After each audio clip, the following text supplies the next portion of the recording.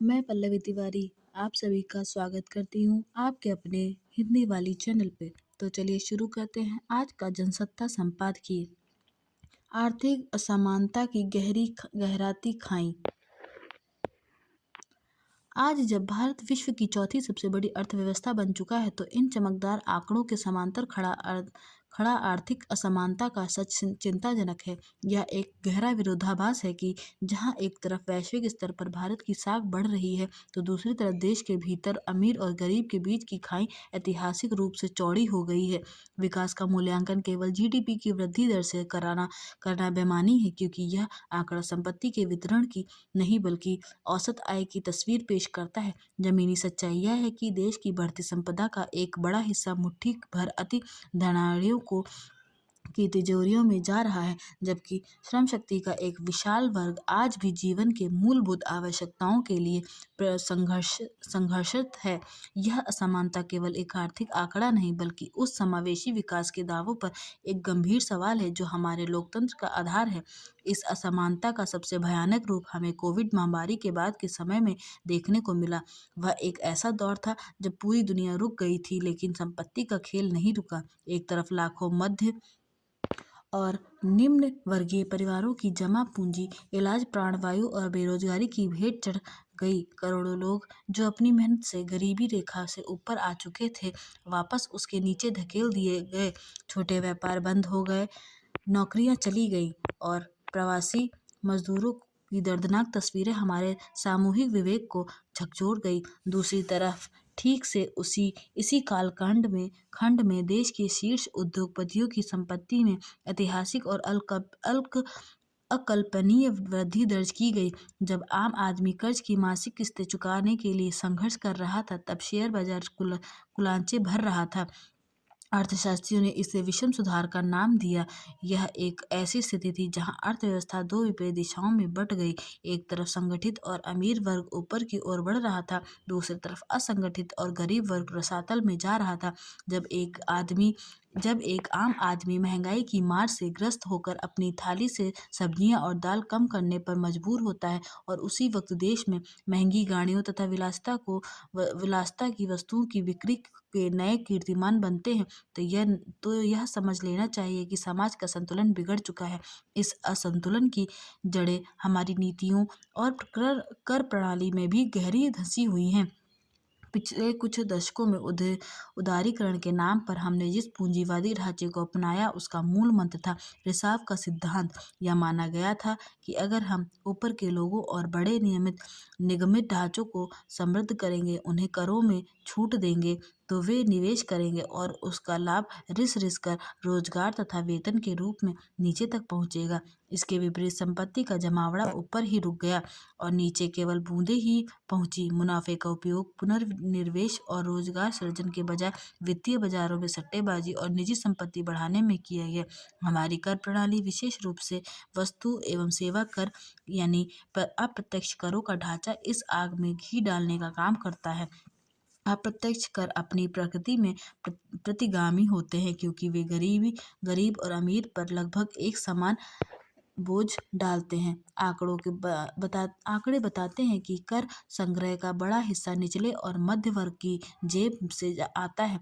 इसके साथ ही बड़े औद्योगिक घरानों की को दी जाने वाली लाखों करोड़ों रुपए की कर छूट और कर्ज माफी को अक्सर अर्थव्यवस्था के लिए प्रोत्साहन का नाम दिया जाता है। दूसरी ओर, जब किसानों की कर्ज माफी, वृद्धावस्था पेंशन या गरीबों के लिए राशन की बात आती है, तो उसे मुफ्त की रेवड़ी कहकर अपमानित किया जाता है। यह दोहरा मापदंड देश की अर्थव्यवस्था और समाज में असंतुलन का कारण बनता है। असमानता का यह जहर सिर्फ बैंक खातों और आर्थिक आंकड़ों तक सीमित नहीं रहता, बल्कि यह धीरे धीरे समाज की नसों में उतरकर अवसरों की समानता को भी खत्म कर देता है। इसका सबसे ज्यादा और दूरगामी असर शिक्षा एवं स्वास्थ्य के क्षेत्र में देखने को मिल रहा है।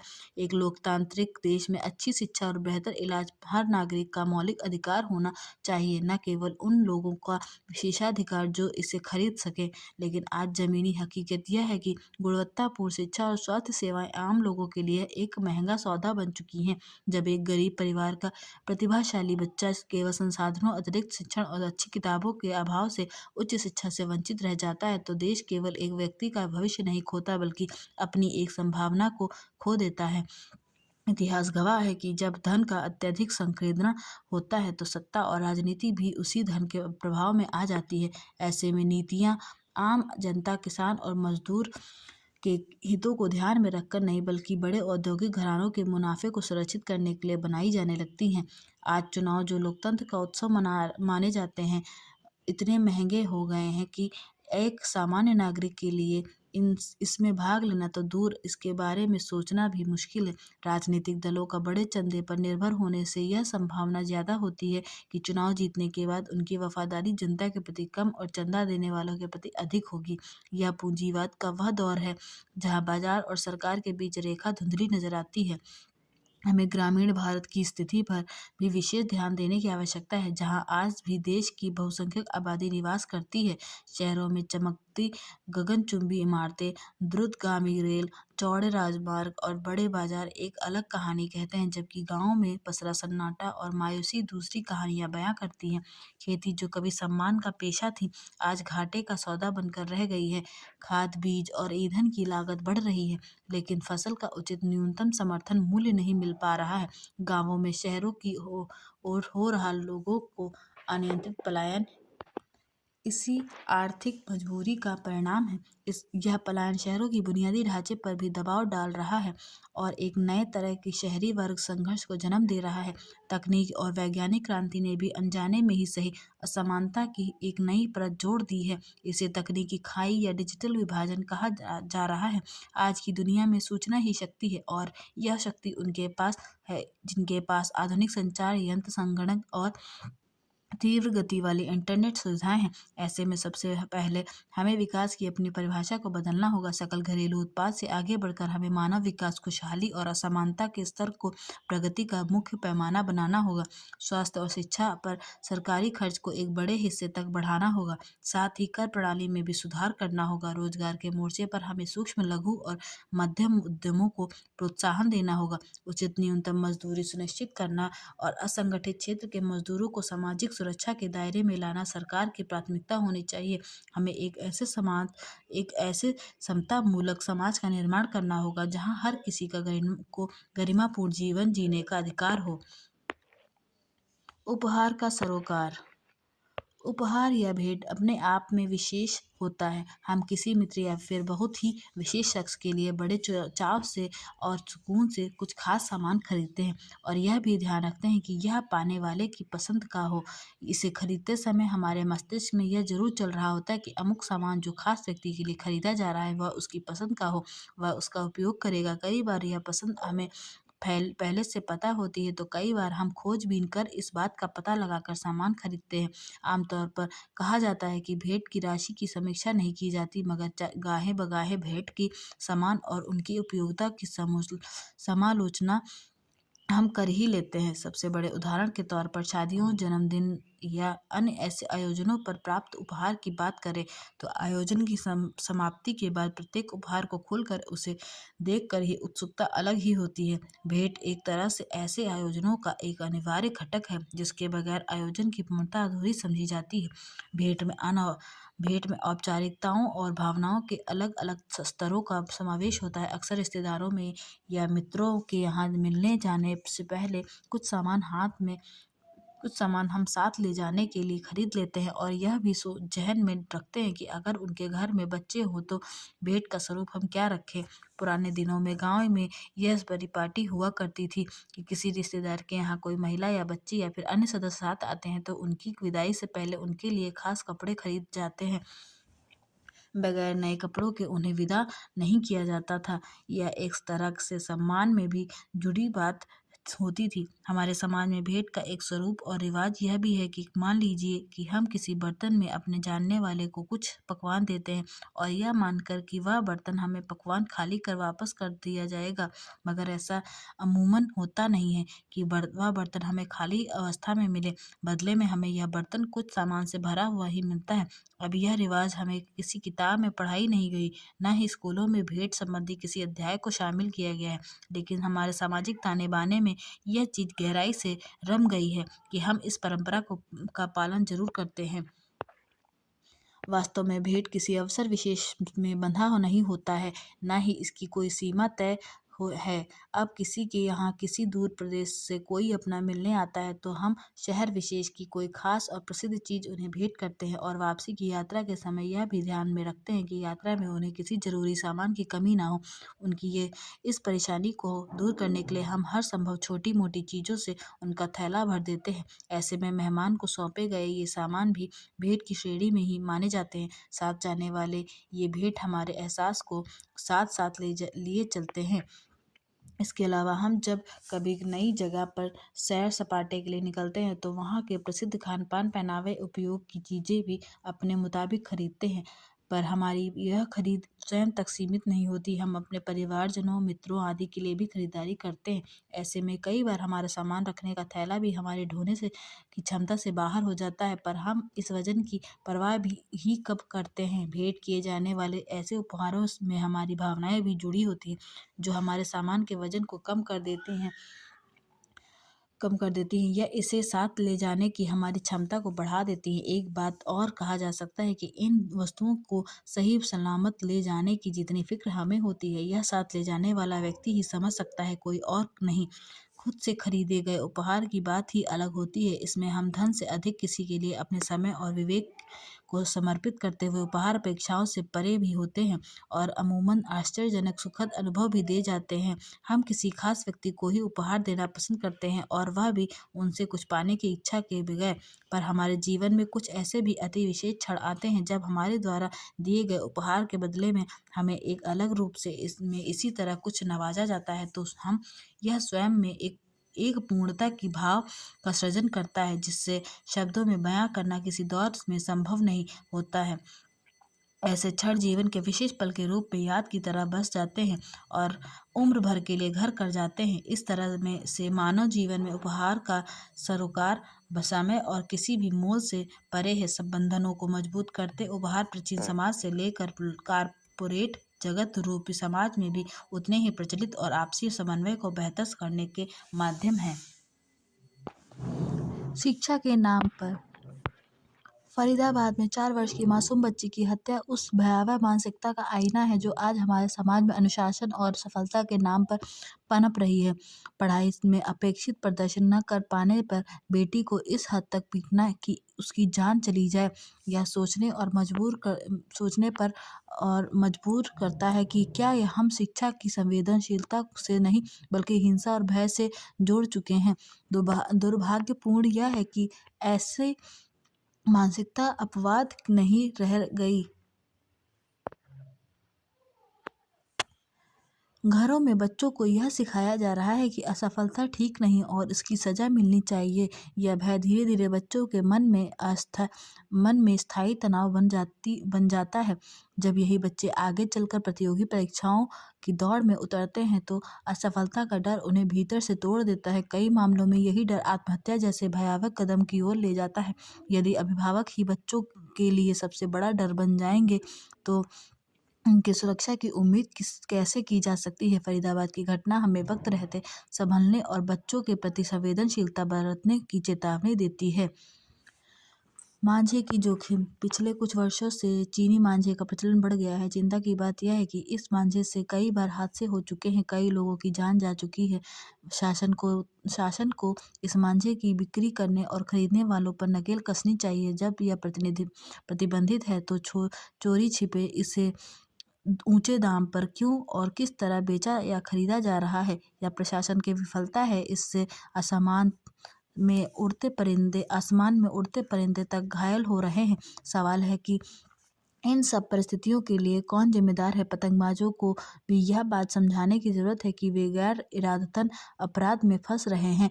पहले भी बच्चे और जवान मकर संक्रांति पर्व के 2 महीने पहले से ही खास खास डोर और पतंगे लेकर घर की छतों पर चढ़कर या खुले में पतंग उड़ाते हुए आनंदित होते थे। लेकिन मजाल है कि उन धागों से किसी परिंदे का पंख कटा हो या कोई व्यक्ति जो जख्मी हुआ हो। खेल पर सियासत। बांग्लादेश का अस्तित्व भारत के ऐतिहासिक सहयोग और बलिदान का परिणाम है। वर्ष 1971 के मुक्ति संग्राम में भारत ने बांग्लादेश को राजनीतिक और सैन्य समर्थन दिया था। इस युद्ध में भारतीय सैनिकों ने अपने प्राणों की आहुति देकर बांग्लादेश को स्वतंत्र राष्ट्र बनाने का मार्ग प्रशस्त किया। इसके बावजूद आज बांग्लादेश की नीतियों में भारत के प्रति कृतज्ञता नहीं दिखाई देती। चिंताजनक यह है कि बांग्लादेश में हिंदू अल्पसंख्यकों के विरुद्ध लगातार हो रहे अत्याचार मानवाधिकारों और लोकतांत्रिक मूल्यों पर गंभीर प्रश्न चिन्ह लगाते हैं। धर्म के आधार पर हिंसा और भेदभाव किसी भी सभ्य समाज के लिए स्वीकार्य नहीं हो सकते। खेल जैसे सौहार्द और मैत्री के माध्यम को राजनीति का शिकार बनाना बांग्लादेश की संकीर्ण सोच को दर्शाता है। भारत ने सदैव पड़ोसी देशों के साथ मित्रता का मार्ग अपनाया है। हमें बांग्लादेश के हालात पर नजर बनाए रखनी होगी। साझेदारी का विस्तार, सहयोग की राह। संपादकीय 27 जनवरी पढ़ा। यह अब नए भारत की बदलती तस्वीर पर सार्थक टिप्पणी है। बदलते वैश्विक भू राजनीतिक परिदृश्य में भारत यूरोपीय संघ मुक्त व्यापार समझौता केवल आर्थिक करार नहीं बल्कि एक रणनीतिक साझेदारी है। यह समझौता ऐसे समय आकार ले रहा है जब संरक्षणवादी नीतियां और शुल्क संघर्ष ने वैश्विक व्यापार को अस्थिर किया है। अमेरिका की सख्त शुल्क नीति के बीच यूरोपीय संघ भारत के लिए एक भरोसेमंद और विविधतापूर्ण बाजार बन सकता है। रक्षा, समुद्री सुरक्षा और आतंकवाद के खिलाफ सहयोग से दोनों पक्षों की रणनीतिक विश्वसनीयता बढ़ेगी, जबकि वस्त्र, प्रौद्योगिकी और सेवा क्षेत्र में नए अवसर खुलेंगे। भारतीय पेशेवरों की आवाजाही सुगम होने से मानव संसाधन सहयोग भी मजबूत होगा। हादसे के सबक।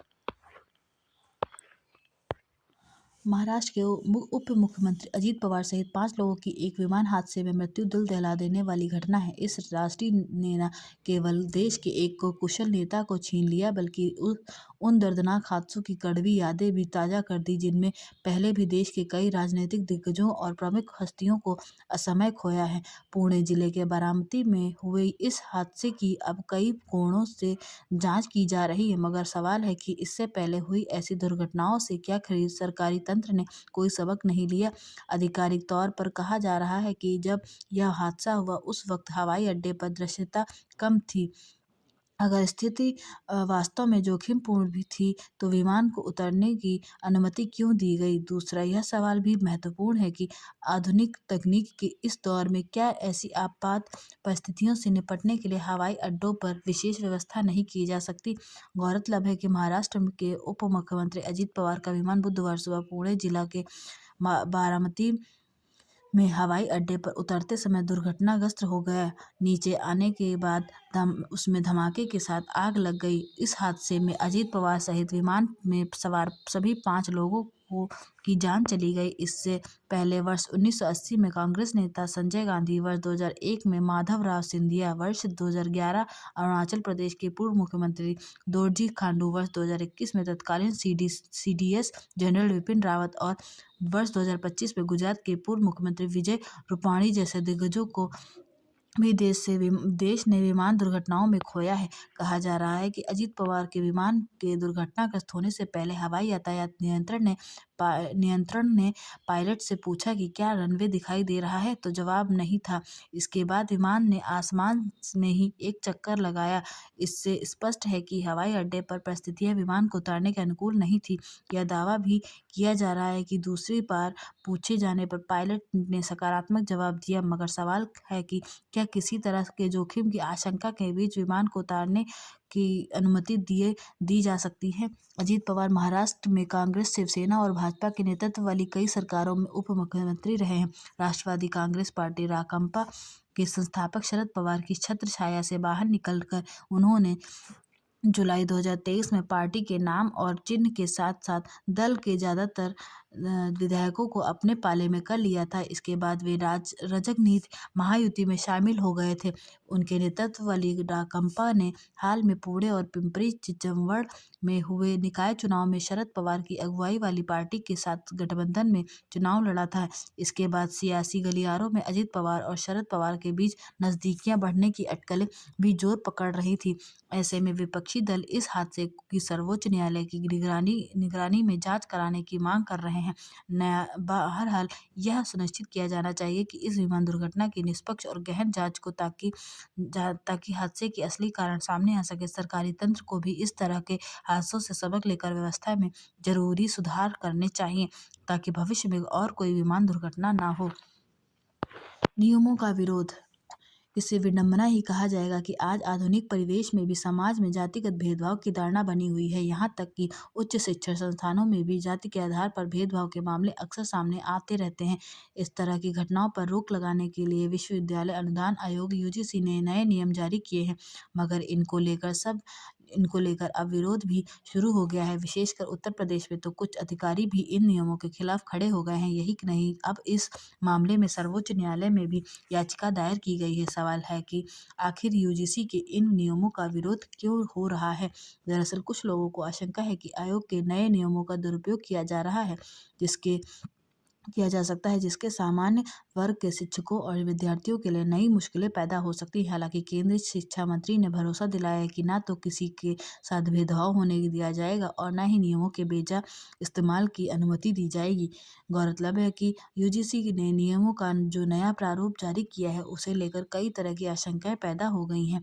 दावा किया जा रहा है कि नए नियमों में जातिगत भेदभाव की झूठी शिकायतों के मामले में सजा का कोई प्रावधान नहीं है और नियमों का पालन न करने पर संस्थान पर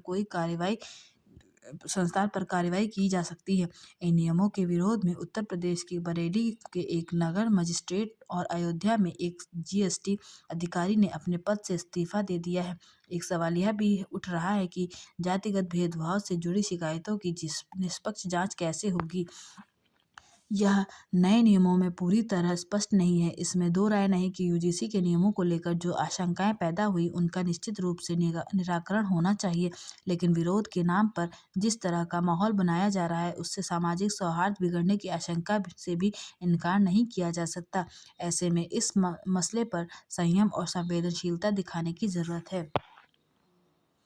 आशा करती हूँ कि आपको ये वीडियो पसंद आई होगी। ऐसी वीडियो सुनने व पढ़ने के लिए हमारे चैनल को लाइक, शेयर एंड सब्सक्राइब जरूर करें।